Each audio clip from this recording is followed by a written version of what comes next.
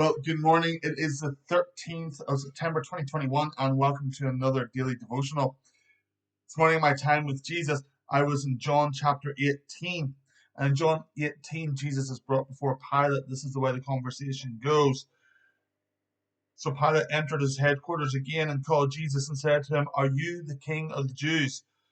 Jesus answered, "Do you say this of your own accord, or did others say it to you about me?" Pilate answered, "Am I a Jew? Your own nation and the chief priest has delivered you over to me. What have you done?" Jesus answered, "My kingdom is not of this world. If my kingdom were of this world, my servants would have been fighting that I might not be delivered over to the Jews. But my kingdom is not from this world." Then Pilate said to him, "So you are a king?" Jesus answered, "You say that I am a king. For this purpose I was born, and for this purpose I have come into the world, for a witness to the truth. Everyone who is of the truth listens to my voice." Pilate said to him, "What is truth?" Pilate asked this question of Jesus, "What is truth?" And yet, earlier on, Jesus says, "I am the way, I am the truth, I am the life." Truth is a person, and his name is Jesus.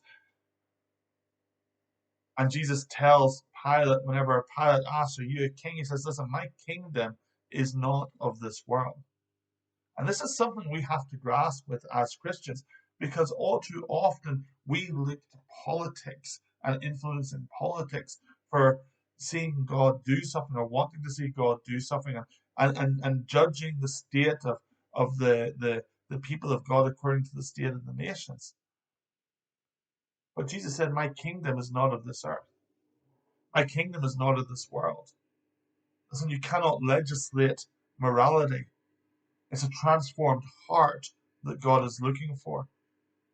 It's interesting to me that the nations in which the church is the strongest are the very nations that are persecuting the church. But yet, in the nations which tolerate the church, it seems a bit lackluster and Laodicean. Jesus says, "My kingdom is not of this world."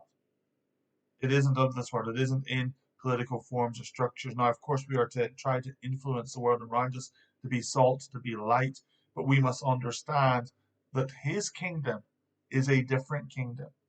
That his kingdom is not an earthly kingdom, but his kingdom is all about heaven being made manifest on earth. Now, we won't ever get there until we get to the fullness in God's kingdom, whenever the New Jerusalem comes down and all that great stuff at the end of Revelation happens. But up until that point, we need to be people of a different kingdom, of a different spirit. He says, "My kingdom is not of this earth," and then later on he says, "My kingdom is not from the earth." It isn't from the earth, it's from heaven. It's from Jesus, it's from the King. And the kingdom is in the movement and activity of the Holy Spirit. And it starts from within. And he expands our borders on the inside, and he expands it on the outside. His kingdom is an internal kingdom as well as an external kingdom. And his kingdom is an everlasting kingdom. And we look forward to the day whenever the knowledge of the glory of the Lord covers the earth as the waters cover the sea. But until that day, we seek to advance his kingdom and to move it forward in love, grace, peace, and knowing his righteousness at work within our lives, as we seek to be salt and light to the world around us for his glory. Folks, I hope you have a great day.